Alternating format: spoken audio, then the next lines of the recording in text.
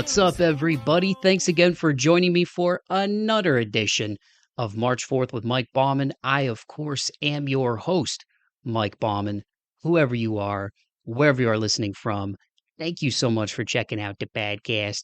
If you're a returning listener, I greatly appreciate your continued love and support. And if you're a brand new listener of the show, man, thank you so much for hopping aboard that pirate ship. You can follow me on Instagram at March 4th Pod, on YouTube at March 4th Pod. My website is march4th.podbean.com. The link tree with all of my stuff is in the podcast description for this episode. Y'all made it here, so you found us somehow, and I truly appreciate each and every one of yous checking out another edition of March 4th with Mike Bauman podcast. Excuse me, I got to burp a little bit. That wasn't appropriate, Michael. I swear, every time I record, I have to burp or something, and I've got a little bit of a long intro there, so I try to make sure I catch my breath. But I've had my coffee this morning, so the caffeine is running strong right now, guys. But I hope that everybody is doing well as this podcast is hitting your eardrums. It is officially Halloween, so I hope that everybody has a safe and fun Halloween. I know it's a Tuesday, so maybe a lot of you did your trick or treating over the weekend with your kids, or if you don't have kids, if you went to some Halloween parties, some costume parties, or whatevs. I hope that everybody had a good time, man. It's a favorite holiday of mine as well. I'm a big horror movie fan. You guys can't see it, but as I'm recording right now, I'm wearing my American Werewolf in London t-shirt. All-time classic horror movie. If you haven't seen it, one of the best, if not the best. In my opinion, it's the best werewolf transformation in any movie with practical effects.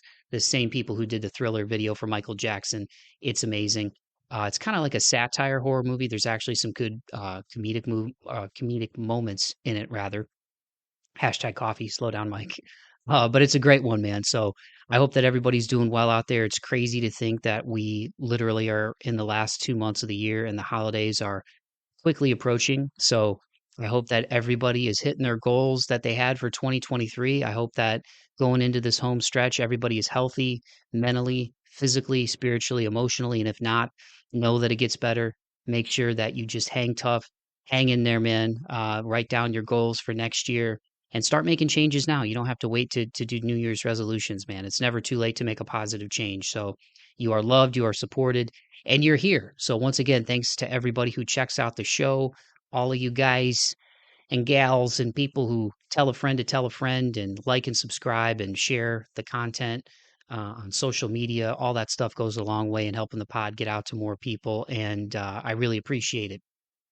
Sundays are always kind of a reflective day for me, man. Today especially, I think it's a lot of it has to do with just missing family and missing home a little bit. It's been a challenging couple of years, but these last couple of months have been tough. My grandma passed away 2 months ago, and even though she had a great run, it was still there's chapters that start to close in your life that I don't know if take for granted is the right word, but you're so used to things being a certain way for so long that when they change, it's weird. You know what I mean? Um, so like my mom and my aunt and my uncle have been, getting her affairs in order since her passing, and my grandpa passed away. It's been 12 years now, so she was on her own for a while, and thankfully she had her memory mostly up until the end. I mean, obviously, as you get older, it starts to get a little spotty, but she was still pretty sharp, into her 90s, and was able to live independently, thank God, up until the very end, the last couple months of her life. And so, all that said, they've gotten to a point where they're selling her condo and stuff. And even my mom texted us a couple of days ago. She texted us, my sister and my brother, and it just hits you. You're like, wow, this is going to be one of the last times I'm in my parents' condo. My grandparents had that condo in a suburb of Toledo, Ohio called Sylvania for about 30 years, when they moved back in the early 90s and, um, you know, decided to be a big part of our lives as grandparents growing up with myself and all of my cousins, man. There were 10 of us between my grandma and grandpa's three kids. So I'm a little reflective on that. Um, And in addition to that, it was my grandma's birthday last week. Two of my buddies, it was their birthdays last week. Shout out Justin and Dave, two of my best friends in the whole world. I love you. Um, And today is actually the 8-year anniversary of me moving to Nashville. So yeah, I got a lot of stuff going through the old skull right now in terms of memories and reflection and just the ups and the downs of just of life over the last couple of years and even the last few months, man, with my grandma's passing and changes in family and stuff recently. It's a bit weird, but at the same time, I think if you can count on both hands the people that you love and the people who love you, you're doing pretty good in this world, man. I got a chance to catch up a little bit earlier on a Zoom with my brother and my sister-in-law, my niece and nephew a little bit. I love those guys and I miss them. So yeah, Sundays can make me a little bit sad, but at the same time, I think it's just a reminder of how lucky I am, to have the people in my life that I do who love me and want to see me shine. And I'm just really grateful to have this podcast as an avenue to express myself, but more importantly, hopefully put you guys on to people who inspire you to chase your dreams. And speaking of which, one of the best things about this show, and I know I probably sound like a broken record to people who listen to me all the time, but I get to connect with a lot of really awesome people, and it's cool when you get to a point where you're making enough noise positively that people start reaching out to you. And this week's guest was one of those people. He found me, I think, through another podcast he had listened to. And he's in the Phoenix area, and I've had numerous Phoenix and Arizona-based artists on the show over the years, but he is none other than Sean Fitzpatrick. He currently plays bass in Otherwise. He also has his latest single, Halo, which just came out on October 6th. The music video is sick, the single is sick, and like I said, he's based in Arizona, but he's got ties to the Midwest like myself with my Midwest roots. And yeah, it was really cool to connect with him and learn about his musical journey. He played guitar for a long time in a band called Sleep Signals, and he had a really good run going into COVID. Played with the likes of Atreyu, Ice Nine Kills, Hellyeah. And since the pandemic, like 2020-ish, Sean has been doing a lot of solo writing. He's written a lot with Ricky Armellino, and in basically, like, I think, like, a 2-year period, he created over 100 tracks, um, at the same place in Phoenix, and, he's got buddies in a band called City of the Week. Cody Hoffman actually produced the music video for Halo, which turned out really well. Donovan Winter Boyer was, starring in the music video. It's got a great concept with, broken glass and, kinda picking yourself up from pieces of the past. It's a really cool concept, and the song is really great. If you're a fan of pop punk, if you love that wave that's been going on right now with the resurgence of that the last couple of years, I think you're really going to dig Halo if you're a fan of pop punk and alternative. And since 2020, he's pumped out a handful of singles. And otherwise, their latest record just came out in March called Godzillionaire. So they've been doing shows, and like I said, he's been their touring bassist for a good chunk of this year. So Sean's got a lot of irons in the fire musically, and it was really cool to catch up with him and learn more about his musical journey. Like I said, as a guy who's got Midwest roots, um, and has been making music in Phoenix these last several years, and staying sharp. He can sing, he can play guitar, he can play bass. He's a really good down to earth cat, and it was really humbling to have somebody reach out and want to be on the show. And anytime I connect with somebody who's chasing their dreams, but also somebody who's got Midwest ties like me, it's always cool to see them shining and chasing their dreams. So without further ado, I'm gonna shut my big yapper and give you guys my conversation with Sean Fitzpatrick. Here it is.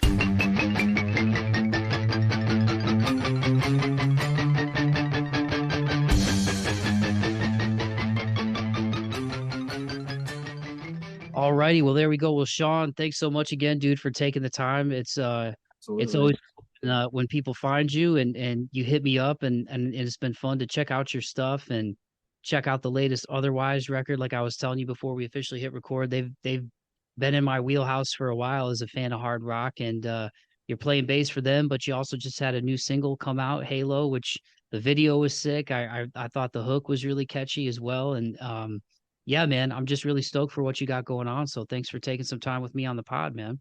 Absolutely, man. Pleasure to be here. Yeah, so if you don't mind, let's go back to the beginning a little bit, man, because I always like to know where people start. Like I was telling you before the jump, even listening to your solo stuff that you've been putting out, back going back to like 2020, I believe I have Spotify, and that's when I saw the singles, like the Mhm. first up. Um, like you rap, you play bass, you play guitar, you sing. Uh, have you been doing music since you were a little kid, man? Like what I've was been the I've been first? doing music a long time at this point, that's for sure. I think like I started playing guitar when I was like 10 years old and just been in and out of bands ever since I was like 14. Like we just started young and never quit, except for COVID for a couple of years, but when I became a rapper. Yeah, so talk to me a little bit about like what's your earliest musical memory, Sean? Like do you remember the first time something really like whether it was an earworm, a song, a family member, a friend? What was the earliest thing that kind of got you bit by the music bug? Well, I never really had a whole lot of people in my family that were musicians, but definitely the time where I wanted to play guitar is kind of when Guitar Hero came out, and it was like right around that game, and then I was like, oh man, I want to learn how to play guitar because of this, I was so addicted to that shit, and then being able to like pick up a guitar was just as cool to me. How old were you at that time? Like 10 years old, 9, 10? Let's see. Yeah, probably yeah, like 10, 11 years old. I think I had a guitar at that point. It was already kind of like an interest, and then kind of when that game came out, uh, kind of elevated it to the next level, gave it, I don't know, it just definitely made it more interesting. There's more music like I kind of wasn't aware of, and really had a lot of like cool, like underrated bands in it that kind of wrapped in like the more modern rock scene. A lot of sleepers and like that Guitar Hero 3 game. For sure, for sure. Yeah, I think that game was like it was like a whoever did that was a marketing genius because Oh yeah. it gave kids a chance to like be a rock star, but at the same time I think it put a lot of the younger generation onto bands that maybe wouldn't have been in their wheelhouse otherwise, just from what they were listening to maybe with other kids their age. Hmm. Um, because I remember even like you're talking about sleeper stuff, like Dream Theater was on there, I Oh remember. And yeah. That's definitely the first time I ever heard Dream Theater. I play for my guitars, I play Ernie Ball stuff, and I use John Petrucci's guitars as my guitars now. So, but definitely the first time I ever heard Dream Theater was in the Guitar Hero game. yeah, I was looking up the pictures. So, because you have, was it the Ernie Ball Music Man? Is that the guitar you Yep. have? Hmm. That's a sick guitar. I play Ernie Ball basses and Ernie Ball guitars. I love that company. That's kind of like a dream too, from playing Guitar Hero games, and they had like you get sponsored by Ernie Ball in the game. That was like Ernie Ball was always so cool because on the backs of the packs, they had all the bands that were endorsed by him at the time written on there. And now it's like kind of cool that like I'm endorsed by them, and I see like I'm not on the back of the pack. I'm not that cool, but I like can see homies on the back of the pack now, and that's definitely kind of a cool thing. One day, man, we'll put it out in the ether, you know? Right. I mean, I gotta hit my bro up. yeah, man. So where did you grow up, Sean? Are you originally from Phoenix? Are you originally from I'm Arizona? originally from Chicago. I grew up in the south northwest Indiana area of Chicago. Okay, so were you like Gary area? Like Gary, Yeah, Indiana? a little bit like in the general area that a little bit south of Gary. Yeah, I worked in that area like when I was in high school, like Maryville, Indiana area. That's definitely like where I spent most of my teenage like years was out in that area. That's cool. So you're a fellow Midwest kid like me, man. That blue collar Sure. work ethic is in you. Mm-hmm. Oh yeah, they don't build them anywhere else. Yeah, you did a cool post. I was doing an Instagram dive to get ready for this, man. As we've connected over the last couple of weeks, and you did a really cool post. I think it was a little over a month ago, talking about how it's been 7 years or something since you first played your first live show, and it was at a dive bar in the South Side of Chicago, and your mom and Graham came out, and Oh seven yeah. years less than a decade later, you're playing bass and otherwise, and have a new single out. Like that's got to be a kind of a cool look back when you think about it, and really a Totally. relatively short period of time, man. Yeah, I mean, it's kind of just been like go, go, go the whole time. I don't really take breaks well, and I don't know. It's just like the motivation is there. So it sounds generic, but it's fun, keeps me going. So going from Guitar Hero to otherwise your solo stuff, being sponsored by Ernie Ball, what was like the midpoint in there, Sean, where you felt like, hey, I know music is what I really want to do. You mentioned being in bands. I know it was Sleep Yeah. Sick, right? Before Yep. kind of the pandemic hit. Hmm. So when did things kind of go from like, hey, this is fun, I love playing Guitar Hero, to like, okay, I feel like music is something that I can do and it's something that I really want to do. Okay, so we were like more along the timeline of the playing in bars to my mom and grandma. I that band evolved into another band, and that was kind of like the first original band I was in. It was called Within the Trenches, and we did one record in the Chicagoland area, and the band did ended up doing one tour. It was really small. I think we played like somewhere in Indiana in the middle of nowhere, and then like Ohio, Louisiana, or not Louisiana, like Louisville or something like that. And then we played back in Chicago, and that was like the tour.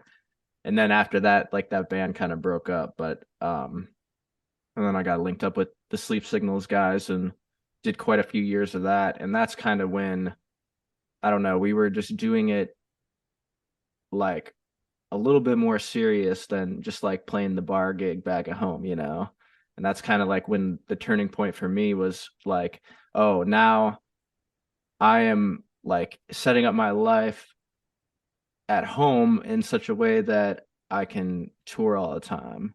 Because we were touring a lot before COVID. You're probably touring like 6 to 8 months out of the year any year.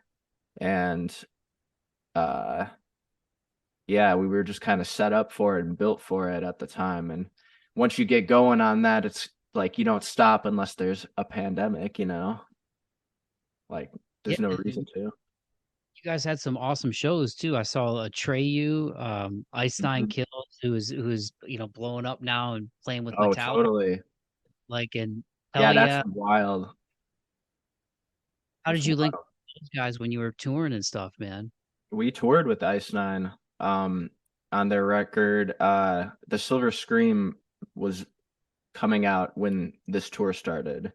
And I think that was kind of the turning point for the band too. Well, definitely looking back now is where there'd be like half the people at that show there to see Ice Nine Kills playing right after us, and then Memphis May Fire, and then Atreyu. It was a wild tour to be on, especially for like our first bigger tour we were on. Like it was definitely a crazy experience. But that's where I got linked up with Ricky and started working with Ricky during COVID when when we were locked down, when I was kind of trying to decide what kind of music I wanted to make. Yeah, so talk to me about like getting that Ice Nine tour. I mean, obviously, like you said, with Sleep Signals, you guys had been grinding and grinding and grinding. Like, how did that happen? Was there like a Yeah, phone? Like, how did that whole thing come together? Because that's and Memphis too. I mean, that in Atreyu, that's right. a tour. Yeah, that was a big tour. I think so how I remember, I mean this was years ago now, but it was definitely something like with our management at the time. And I don't even think that the tour was supposed to be Ice Nine and Memphis Mayfire. It was supposed to be like Atreyu and someone else and then us. And then I didn't even know until like it got announced and then Ice Nine was on it. And I wasn't even like that familiar with them at the time. And then Memphis May Fire was definitely like one of my bands early on, you know. So that was like a really cool like ad. So it was cool to get to spend a month with those guys and play at a different caliber, you know. Yeah, man. Yeah, Memphis, the dudes in Memphis are good dudes. Mhm. Not to name drop for the listeners, all right. You guys should know me by now that I'm not name droppy, but yeah, Kellen McGregor from Memphis, super down to earth dude, super talented. But I've gotten to know him a little bit over the last few years through some mutual friends, and him and his wife Tiffany are like two of the nicest people ever, and gotten a chance to see a couple of shows here in Nashville, and I loved their latest record, man. To me, that was like some of I mean I enjoyed their whole catalog, but that Do they was like live in Nashville? Are they from uh Nashville? them or me. No, Memphis May Fire. Memphis, they were originally from Texas where they Oh, started, but now I'm pretty sure all of them are all based in the Nashville area. I know oh, Kellen's here, okay. That's what I Addie's here. So I think it's been home base for them for several years now. But originally, yeah, I think they're from the Dallas area, Texas. right on. But yeah, they're good dudes, man. What did you learn on that tour, dude? Just in terms about yourself as a musician, and then also just playing with some heavy hitters like that. And then, like we were just saying, like obviously Ice Nine, even seeing them with Metallica is pretty Oh insane. yeah, Couple totally. years. So what was that like for you? Any core memories stick out? I think that was like the tipping point where like touring like had if you're gonna like before that, you know, you miss a show on a tour or something like that, it's kind of like whatever. You know, I'm not trying to like discredit it or anything like that, but you know, the tire blew out and like you want to get there and you're gonna try, but it's different when there's gonna be that many people at the show and uh like I mean it's expensive to tour and you got to play the show to keep going, you know. And I think that was the first time I realized like I mean we were out after that show after each show like selling copies of our record at the time, like hustling as well as we could. And I mean we did pretty good on the tour and sold like a lot of records. We were charting on Billboard with our independent record at the time, and it was just from selling physical units at shows like that. And it worked really well for us, and we like hit it really hard on that tour. But it was definitely like you play your set and you're outside all night hustling, and that's just like the model we toured by during those years. So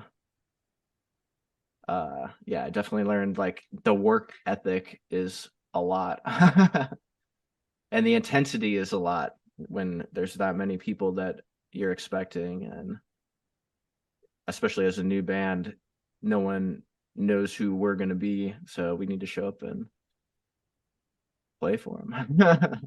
You know, Yeah, I think in terms of the world of entertainment, it's like to me the two of the scariest things are stand-up comedy, just being up there by yourself, but mm-hmm. also being an opening band on a bill, because you're out there trying to get the crowd ready for all the other bands, but also like make a name for yourself and get everybody warmed up and give them a reason to like pay attention and get rowdy and Totally. it's If you're not being like a band, especially like being a band opening for Ice Nine Kills on their Silver Scream record, like had just dropped. This is the first time anybody is seeing them play this shit live.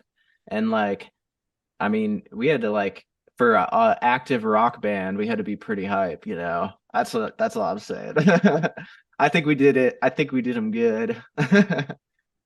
Well, shoot, yeah, like you said, I mean, to end up charting with an independent record like that, I mean, obviously you guys were hustling and bringing it every night. So I think where you are now is a testament to that work ethic and grind. I mean, it's just there Totally. is no secret sauce, man. I think if you look at anybody who's successful or enjoys what they're doing, whatever level of success it is, or however people define that, I always feel like that's the common ingredient is you have to Yeah, and you have to put the work in. So Yeah, you got kudos. to put the work in. You got to put the time in. I'm not planted here. I didn't just start growing out of the ground.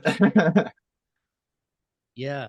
Yeah. I mean, and for you, like what's it been like? You mentioned working with Ricky from Ice Nine. So obviously you struck up a relationship with those guys and with him, but what's it been like to see those guys playing with Metallica, man? Like one of the heavy metal giants. I mean, that is surreal. Seeing some of those shows, it's Right. crazy. I saw well, since that tour I saw Ricky play when he played with Slipknot a couple like a year ago or something like that.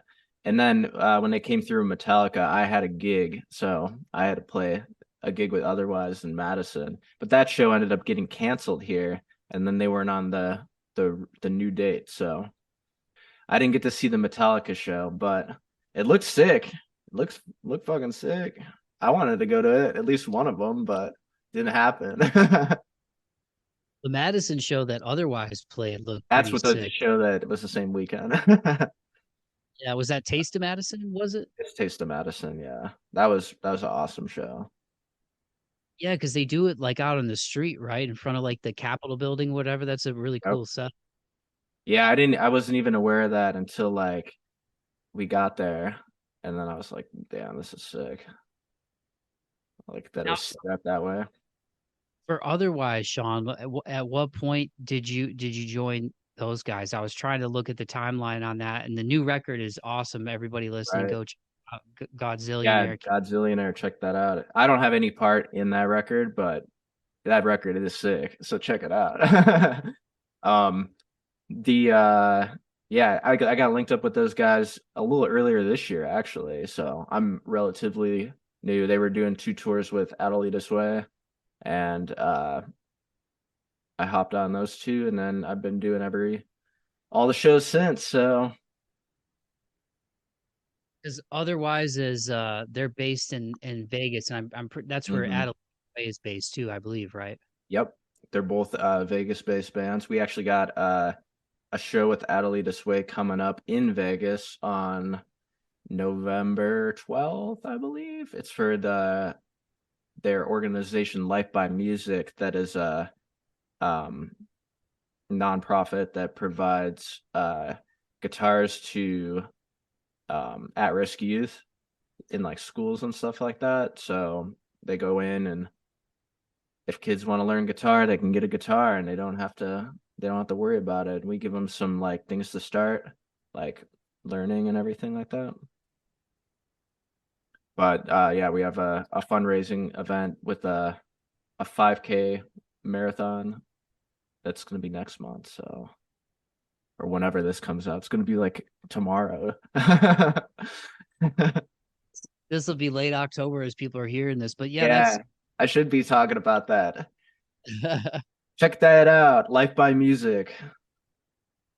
that's really cool, man. Yeah, I got a chance to see those guys back in the day too, in Toledo with one of my best buddies, Dave. That's sick.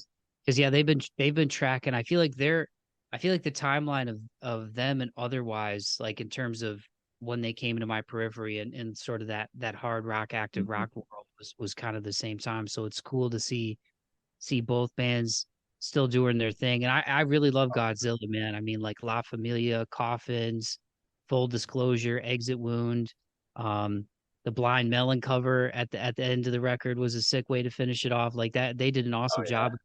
Is there any songs that in particular that you love or that are fun to play live? I like playing Exit Wounds because I'm playing bass. Yeah, Um, I think that it'd be fun to play Godzillionaire. We haven't played that one live yet, but I think it'd be a fun one to play. Yeah, I really like their music. They are a band that has stood the test of time and have always put 100% into their record, and it shows. Like you look up a lot of bands, and I mean, they released like four bad records here and there, and like they never did that. So that's why I stuck with these guys. it really is a great front to back listen for people listening to the show right now. Finish the interview with Sean and I, but definitely listen to that record if you haven't listened to it because Godzillionaire is really awesome. I mean, it's a real there's aggressive moments, but there's also some really, really great melodic moments as well. And there's no filler really from front to back. I was listening to it before I talked to you, and I was like, damn, like this is sick, man. So definitely everybody check it out. But how did you come onto their radar, Sean? I think it was I got linked up with their manager at the time through one of my homies in Phoenix at a party like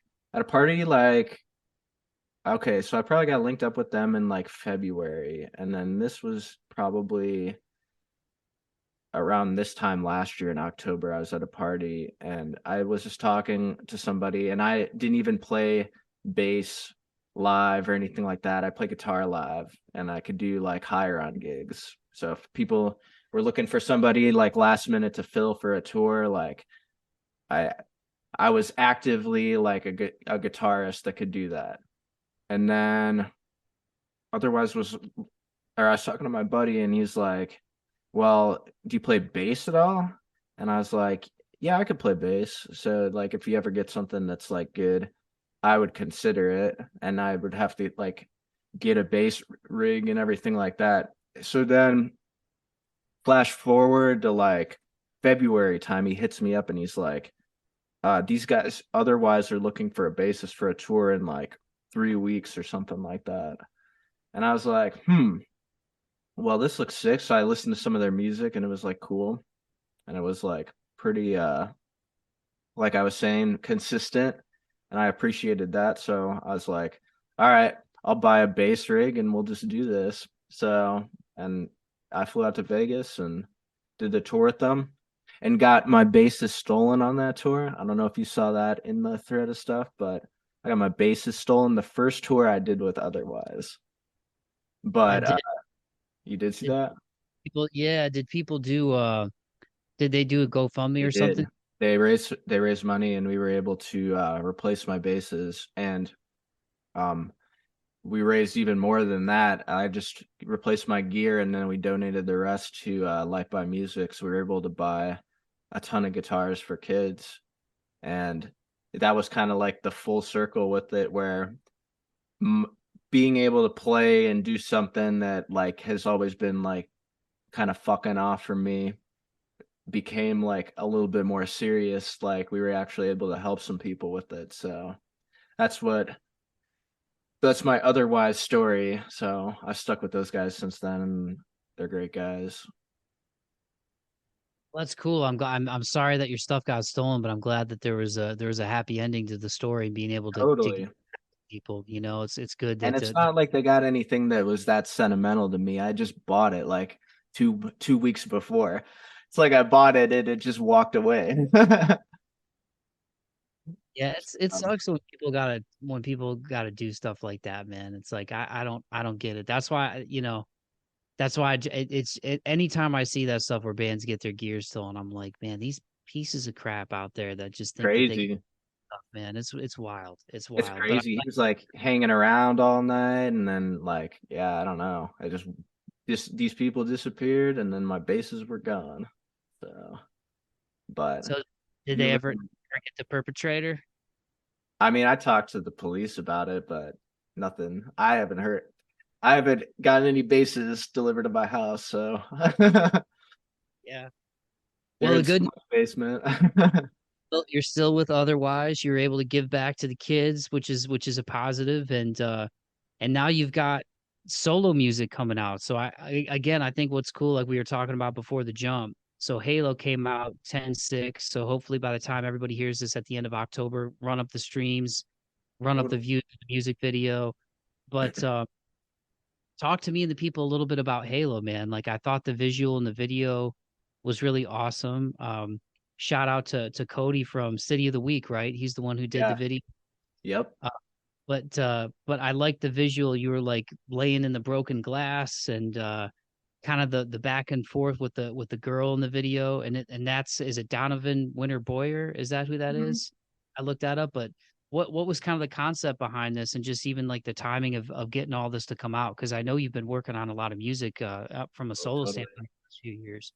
Yeah, there's been like a lot of projects going on the last couple of years. We kind of during COVID, like when I started doing like the rapping and like putting out all these different kind of tracks out of nowhere, it was just basically like I had a lot of time and I just like wrote a lot of music, so we were just pushing out some crazy shit. But kind of when it started with Halo was like I started working with Ricky. I had worked with like a couple local producers um on those other singles, and I just wasn't getting I wanted to become a better songwriter in the process. So I started working with Ricky, and he kind of helped me with arranging the lyrics correctly to kind of make like songs that have like how you make a song with a catchy hook is definitely like a formula to a degree, you know. You got to have like the music and you got to have everything sit in a certain way. But definitely changing like a few words here and there will make a song like elevate it to that next step. So like working with him, like we got the track done. We got the track done like I want to say like 2.5 years ago now. So it's Oh, like this is like when uh MGK is like all you're seeing and like a bunch of crazy shit's going on still. And we were just cooking tracks. Like I have a whole album that's like done and ready to go too. That's more in the style of like the Halo track. But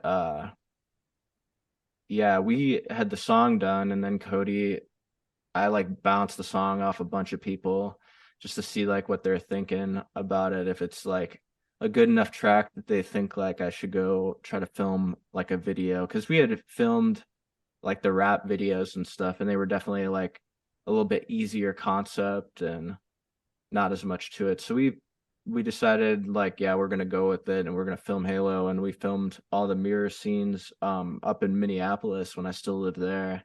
So I hadn't even moved to Arizona. There was like a couple years in between living in Chicago and uh, Phoenix that I lived in Minneapolis, and I was there for the majority of like COVID and that time. But yeah, so we got the video filmed, and I had it and probably sat on it for like a year and a half until like earlier this year when I was like, what are we doing with this? It was like never like a completed idea.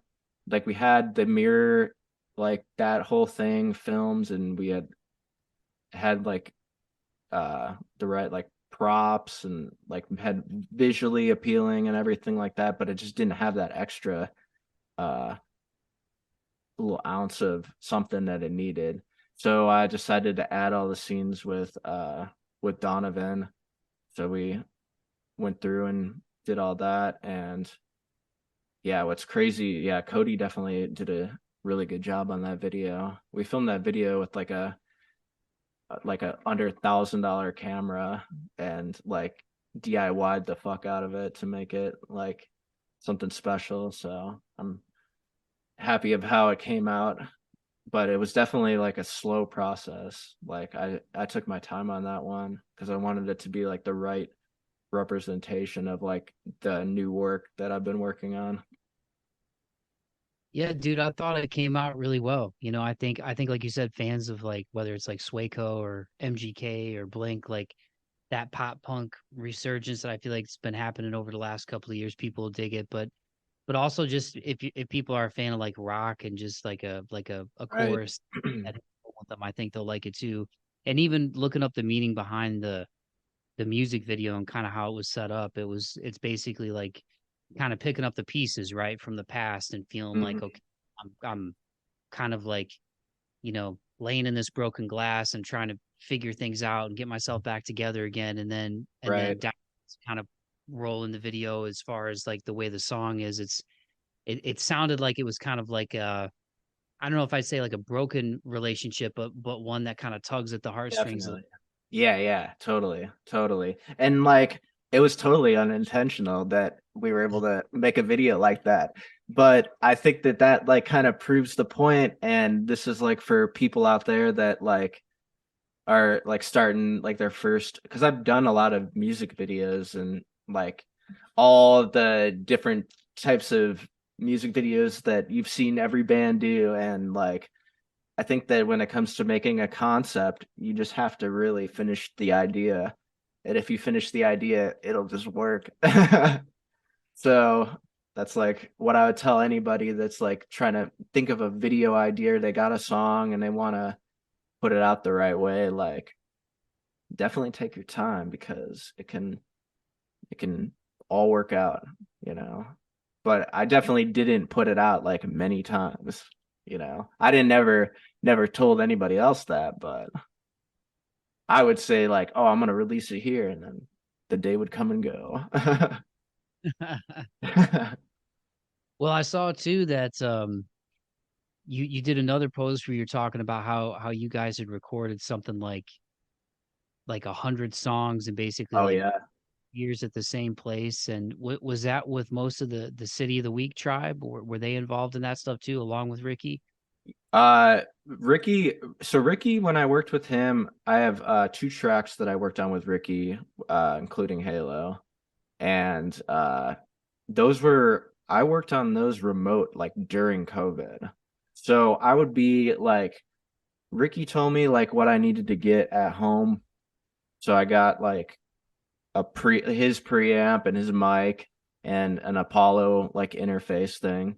And I just started to get really good at recording myself at home. So I record most of my vocals at home. Like Halo, I just recorded at home. But I had Ricky on Skype with me, being like, okay, do the take, do better take like here, and then let me hear it. And then like we literally recorded it like that, and it worked. Because if as long as he could hear like what he needed to hear to be able to mix the track, then that's how you get it done, you know? For sure, for sure. Well, it came out great, man, and I think just the ingenuity of that time too. It's wild that it's coming up on like almost 4 years since COVID. The Oh, world feels totally. kind of like a twilight zone since, and even stuff that's happened in my life. It's like, man, there's a lot of life that happened in 4 years. But I'm glad that you, like so many, and even myself included, doing this podcast. I feel like it was a big reset button for everybody, Oh man, and yeah, totally. it makes you kind of look yourself in the mirror. No pun intended with the music video that you did, but look yourself in the mirror and go like, what's important to me, and what do I really want to do with myself, and what kind of imprint do I want to leave behind, and how Right.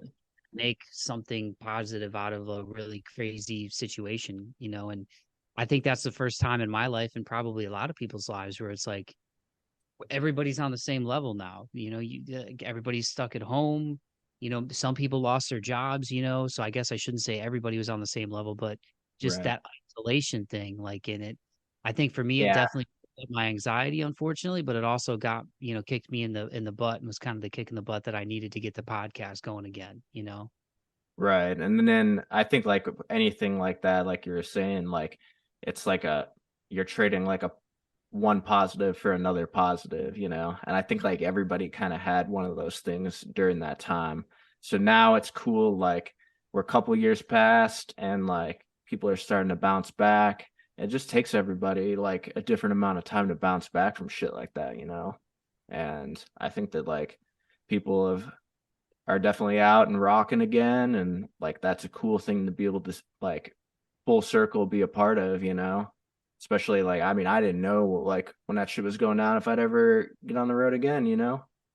But looking back at even this year now, like I got a bunch of cool gigs to play with the Otherwise boys, and just want to keep doing this stuff, you know.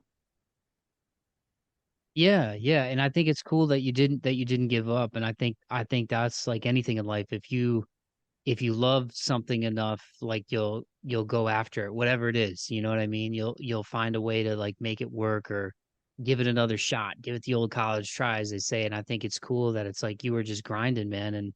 And that's what I wanted to ask you too, Sean. And thanks again so much for the time, man. And the time we have left. Like, when did you discover your voice? I mean, we talked about Guitar Hero and all of that and playing guitar, but as far as finding your singing voice and even your rapping voice, like some of those tracks you were spitting when I went back and looked up like Cheesecake and Drip and Crazy, like when did you know that you could do those things, or how long had you been doing those things?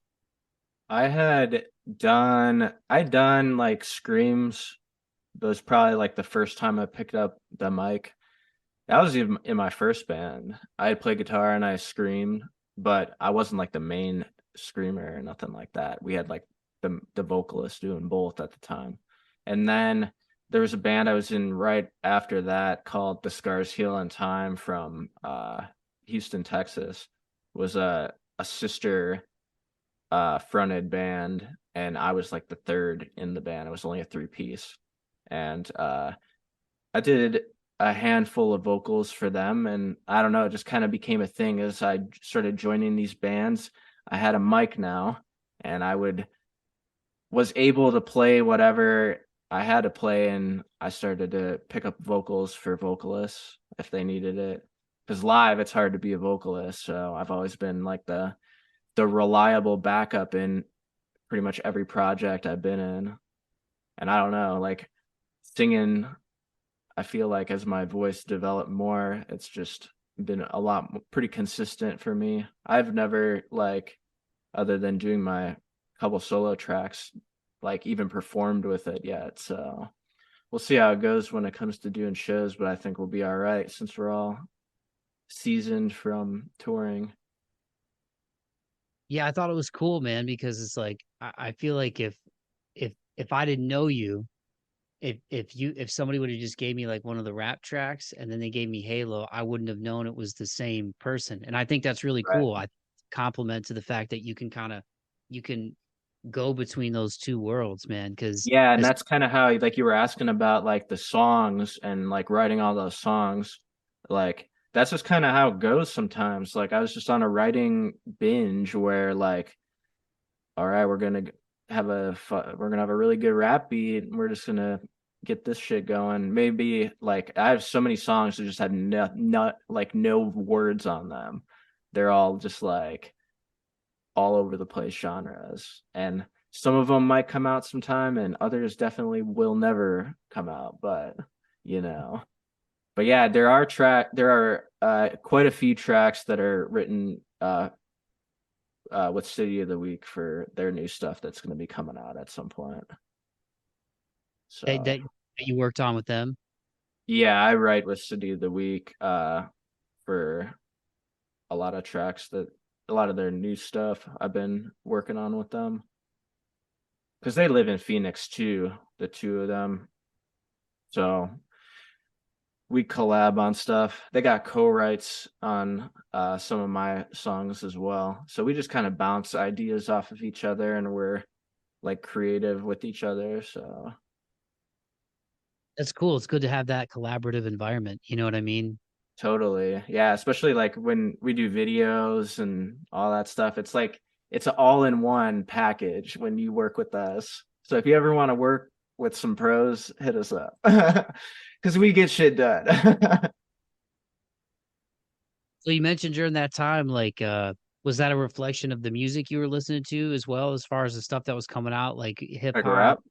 pop Oh punk? yeah. I mean, I've Yeah. always like rap, like being from Chicago. It's hard to like grow up in Chicago and not like know whatever everybody's bumping at the time, you know? Like like it's the Midwest, man. I feel like less people out in Arizona listen to rap than they did in the Midwest.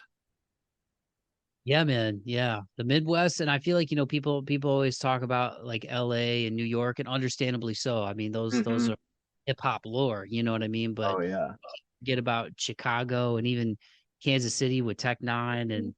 and Detroit obviously with Eminem and Big Sean and everybody coming out of there. But I mean, yeah, Juice World, R.I.P. Man, he got me through some pretty hard times in 2021. So shout out to the late great Juice World. That was you know, goodbye and good riddance got me through a lot of stuff in Oh yeah, 2021. he was very like hot in Chicago. I remember. when you start hearing about Juice World. His freestyles were ridiculous too. Oh yeah. Just there's a one or two videos that I saw on YouTube when I started really getting into him where just off the cuff, like a guy would hold up a pen and then he would work that into a rhyme, or just picking up stuff in the room and he would just go, go, go. And I was like, God, that is just so crazy to be able to do that at like 19 or 20 years old or whatever he was. It was just insane. Right. Yeah, he was crazy. What other rappers either that you were listening to over the years in the pandemic where you were making a lot of this stuff, or even now, are there any that you want to give a shout out, whether they're ones that are known or unknown? I think like definitely the rapper. I definitely started making rap tracks because I love Post Malone. I especially like when Stoney came out, like that was like on repeat for me, like so much. That was my favorite record at the time and everything. And uh I definitely like appreciate his first three records for kind of giving me like molding my sound a little bit at the time. And I still like to keep electronics and all that stuff. I like not dated electronics. I'll say that right now, and then Halo's gonna be real dated, like a couple years, but I've already had it a couple years, so I think it'll be all right. You'll be fine. Yeah, But it's cool to yeah, see his man. he's good. I mean, I like Kanye, but I don't think I can say that anymore. Sure, you can. You can, man. Graduation was sick.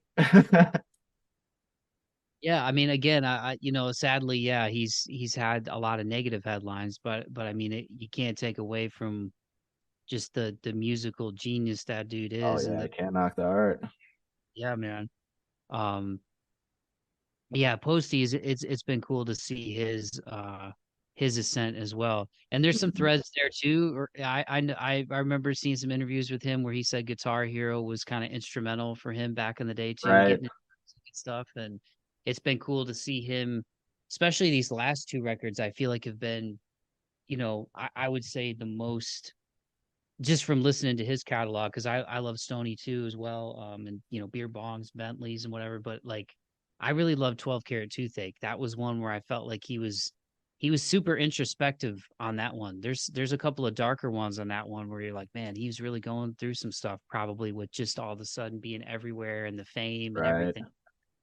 And he seems like the nicest dude too. I think that's a really good example to set for people out there. Like he genuinely seems like a good guy to have that kind of talent and be as gracious with people as he is, and as kind Totally. in interviews as he is. I think that's really cool. Hell Well, yeah.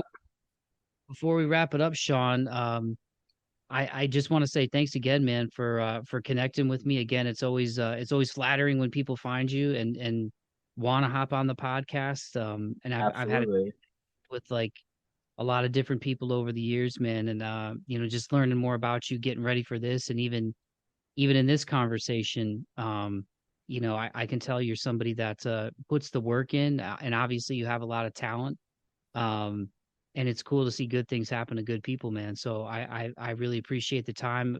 Just a couple more things before I get you out of here, man. Like just going back and reading about your mom and your grand coming out to the first show. Can you talk about just what they've meant to you and what their support has meant to you over the years, and what Oh, it's like totally. for them now, seeing your ascent as you continue to move up in the music industry and the music Oh world. yeah.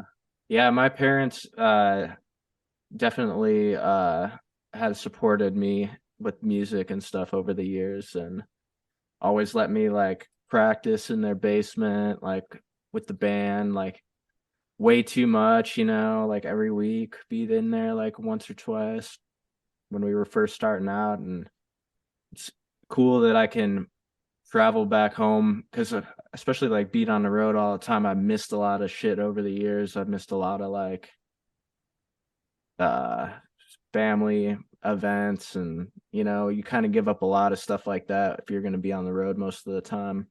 And even with like the stuff the last couple of years, like even traveling became way more difficult, but being able to like tour gives me the opportunity to see like my family more than if I had another job. So I think it's like super cool that it's been able to come full circle and they've supported me the whole time. So it's awesome that it's the way it is, you know. And what advice would you give to anybody listening to this, man? Like, just with the theme of the show being perseverance and moving forward, Sean. Like, obviously, you're a dude who, like we've discussed, you've been grinding since you were young. You're experimenting with different musical genres and the things that you love to do, and showing your versatility with your voice and playing guitar, playing bass, playing with otherwise. Like, whether people are musicians or not, like, is there anything that in the low points on this journey that you've learned about yourself, man, that you feel like might be beneficial for other people out there to hear if they're struggling? I think that especially like if you're trying to get into becoming a musician and trying to get like break into the the touring lifestyle, because it's never going to be like, it was never easy when I first started to like try to find ins to stuff, but you just show up and like just keep showing up, and eventually like someone's going to give you an opportunity. And when you get that opportunity, just don't take it for granted, and definitely like uh do your best, you know. Like it gets rough like being on the road all the time, but like I said, as you just stick to it and are able to like remold your life in such a way that allows you to uh I don't know, like work with the lifestyle. I don't know, like if you have like a job that's working with you, like to go on to tours and stuff like that, like that's a lot. So it's big. Sorry, I'm kind of like losing my train of thought with it, but definitely But like yeah, definitely try to. Dude, what was the question? I'm like lose. I just lost it for a second there. I'm sorry. no need to apologize, man. No need to apologize. I can edit stuff. No, it's all good. Yeah, just like in terms of things that like that you persevered through along the way, as far as, like and you were kind of talking about just like being out on the Oh, I road. got a good one. Yeah, being on the road, like that's hard, but I guess that's the easy part. Persevering is when you need to get out there and talk about your music more, and you have to find people that'll let you get on a podcast and then being able to finish the question after, which might be embarrassing, but this is what I'm not good at. All right. I could make music, do all that shit, but talking and trying to like explain everything, that's usually like why I hadn't released the music sooner, you know? But it's part of being an artist, and like it sucks if you think about it, you just got to do it. And I think that's like what I could tell somebody as like something to be aware of, and don't take it for granted, because everybody's got to do it. You'll get better. Well, I've enjoyed this conversation with you, man. I think you've been doing great. It's been cool learning more about your So, journey. Yeah, I think the sky's the limit, man. Just keep doing your thing. Keep making the music you love to make, and I hope things continue to go well with otherwise. It looks like that's been a really good vibe with you being in their camp too, man. So I think you can take it wherever you want to take it, man. But don't be hard on yourself. You know what I mean? My first podcast, I shoot, was in 2012, man. I was 24 years old. I'm 35 now. So, I still got the baby face, so that's good. I don't think I look 35, but yeah, no. if I go back and listen to that first one, I think I'd like to think I've come a long way since then. So yeah, don't be hard on yourself, dog. It's all good. It's been fun talking with you, man. Hell yeah, man. Thanks for having me. You're welcome. You're welcome. Well, I'll put up the links in the podcast description, Sean, for everybody listening. But if they're not aware of where they can find you and where they can check out Halo, let them know, man. Yeah, check out Halo streaming everywhere now. Look up our Sean Fitz Halo. Check out the video on YouTube. Like if you've not heard of me, check out the video first. And And all thank your you for having is me. at Sean Fitz for everybody listening. So your full name's Sean Fitzpatrick, but all your music is under Sean Fitz. Correct. Sean Fitz. It's easier. I think it's catchy too. It rolls off the tongue good, man. But yeah, dude, definitely keep in touch, man. Like I said, it's not just lip service. I'm a big fan of what you're doing. I think you have a hell of a voice, and I think it's cool to see somebody else who came out the mud from the Midwest, chasing their Oh dreams and yeah. doing it. But keep doing it, man. As long as you love to do it, keep doing it, dude. Absolutely, bro. I appreciate you having me on. Like I said, man, it's hard to find uh stuff like this. And a lot of people that were doing it before COVID don't do it anymore. So it's like I was hitting a lot of dead ends. I was like, we gotta find some people. So I appreciate you reaching back to me so quick. You're welcome, dude. You're welcome. Like I said, I got a lot of respect for other up and coming artists and creators out there, and it's cool to be able to have a platform for people to talk about their story and kind of what they came from and what they're doing, man. So definitely stay in touch, man. And when you guys play with Metallica, don't forget about come through Nashville. Hell yeah, man. Absolutely. Well, Sean, have a great rest of the night, dude. Keep in touch and thank you so much for your time, man. I really appreciate it. Bro, I appreciate you, man. Have a good one.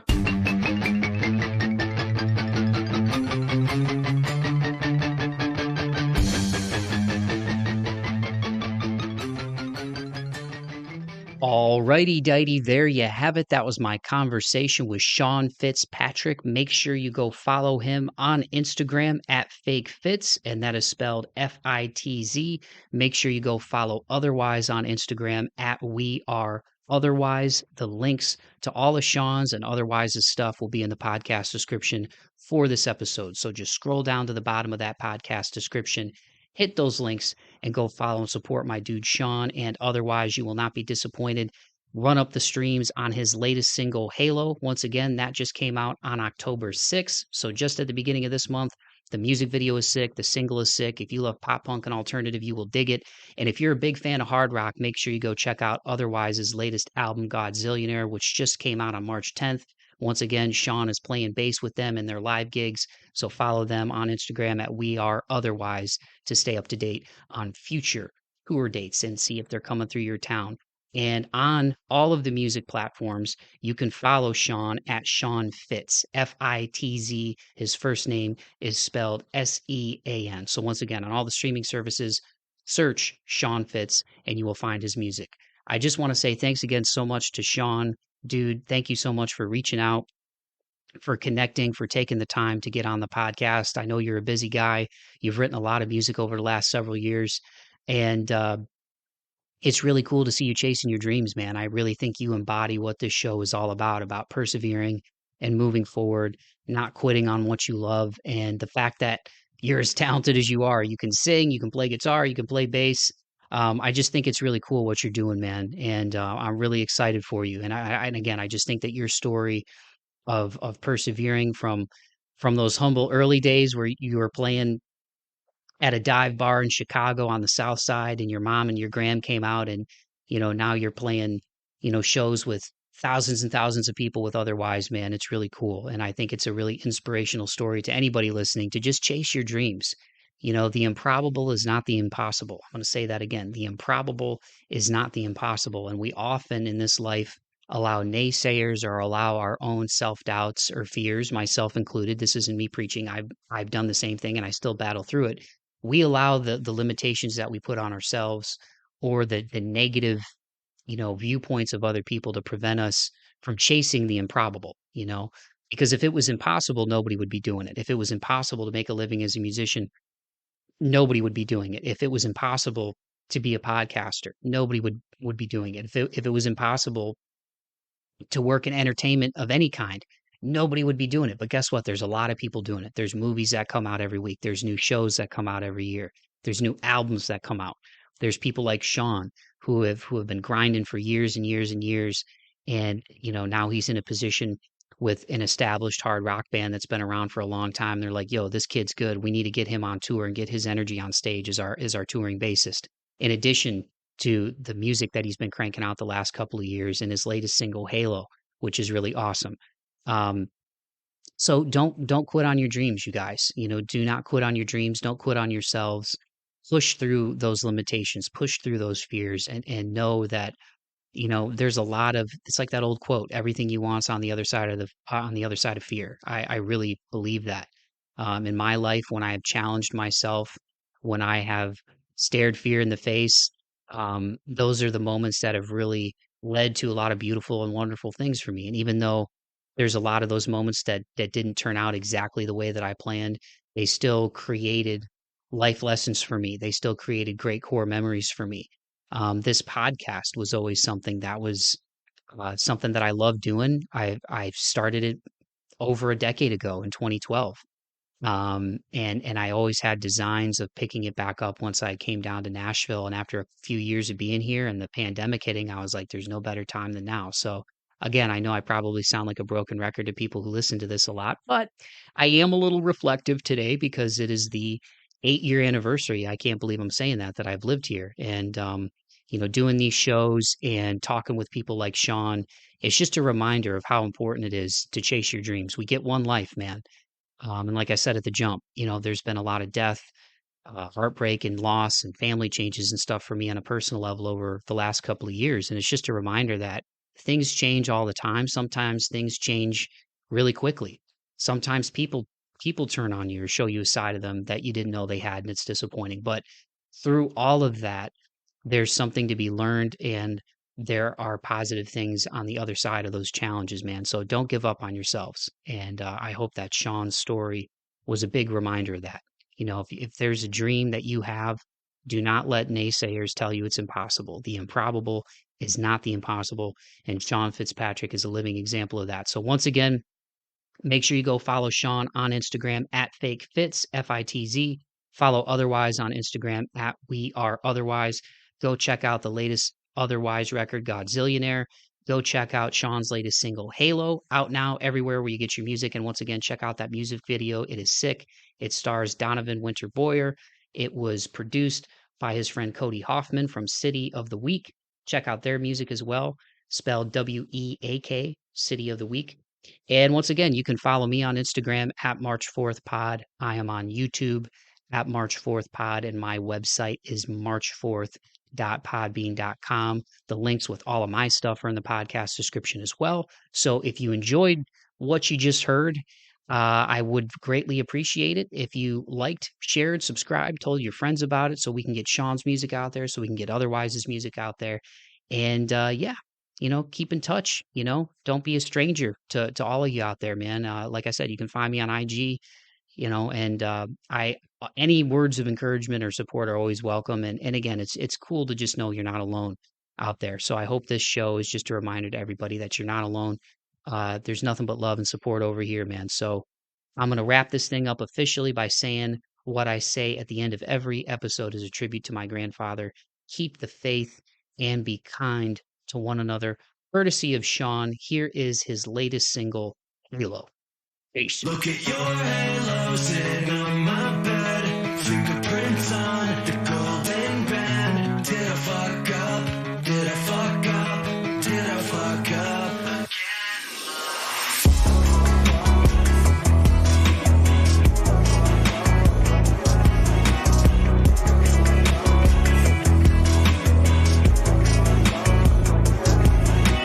You're someone who looks like you can help a man out.